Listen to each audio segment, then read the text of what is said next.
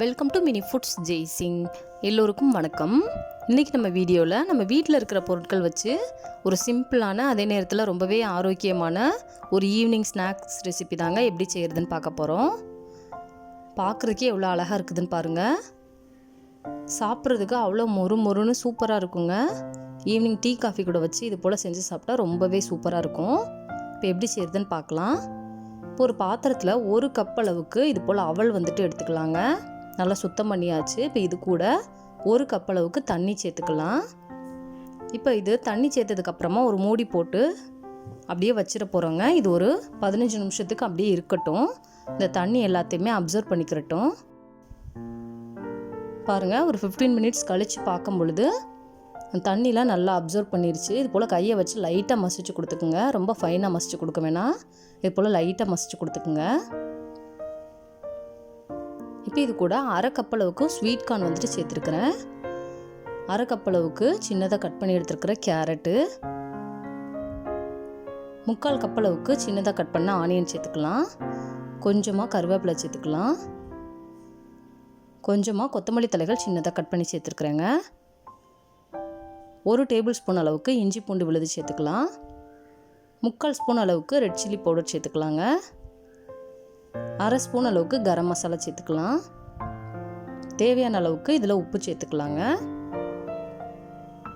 1/4 cup அளவுக்கு அரிசி மாவு சேர்த்துக்கலாங்க. இப்போ இது எல்லாத்தையுமே நல்லா பிசைஞ்சு எடுத்துக்கலாம்.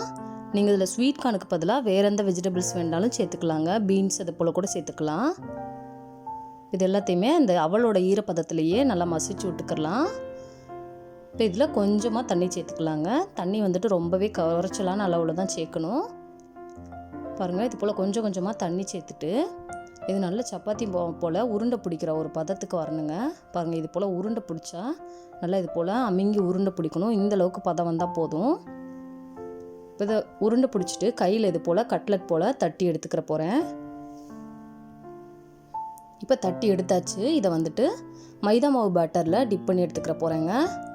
2 டேபிள் ஸ்பூன் மைதா மாவுக்கு 1/4 கப் அளவுக்கு தண்ணி வச்சு இது போல் கரைச்சி எடுத்துருக்கிறேன். அதுக்கப்புறமா இதை பிரெட் க்ரம்ஸில் இது போல் புரட்டி எடுத்துடலாம். இதே போல் எல்லாத்தையுமே ரெடி பண்ணி வச்சுக்கலாங்க. பாருங்கள், இதே போல் எல்லாத்தையுமே ரெடி பண்ணி எடுத்து வச்சாச்சு. நெக்ஸ்ட் ஒரு தவாவில் ஒரு 3 டேபிள் ஸ்பூன் அளவுக்கு எண்ணெய் சேர்த்துட்டு நம்ம ரெடி பண்ணி வச்சுருக்கிறத ஒன்று ஒன்றா இது போல் வச்சிடலாங்க. அடுப்பு மீடியம் ஃப்ளேம்லேயே வச்சுக்கோங்க. ஒரு 5 நிமிஷம் வெந்ததுக்கப்புறமா மறுபக்கம் வேகிற போல் இது போல் திருப்பி கொடுத்துக்கலாம். நல்லா மொறுன்னு இருக்குங்க. வெளிப்பக்கம் நல்லா மொறுன்னு இருக்கும். டீ காஃபி கூட வச்சு சாப்பிட்றதுக்கு ரொம்பவே சூப்பரான காம்பினேஷனாக இருக்குங்க. இந்த வீடியோ பிடிச்சிச்சுன்னா லைக் பண்ணுங்கள், கமெண்ட் பண்ணுங்கள், உங்கள் ஃப்ரெண்ட்ஸ் அண்ட் ஃபேமிலிஸ்க்கும் ஷேர் பண்ணுங்கள். இதே போல் சிம்பிளான ரெசிபிஸ் வீடியோ தொடர்ந்து பார்க்குறதுக்கு மறக்காமல் mini foods Jaisingh channel subscribe பண்ணுங்கள். தேங்க்ஸ் ஃபார் வாட்சிங்.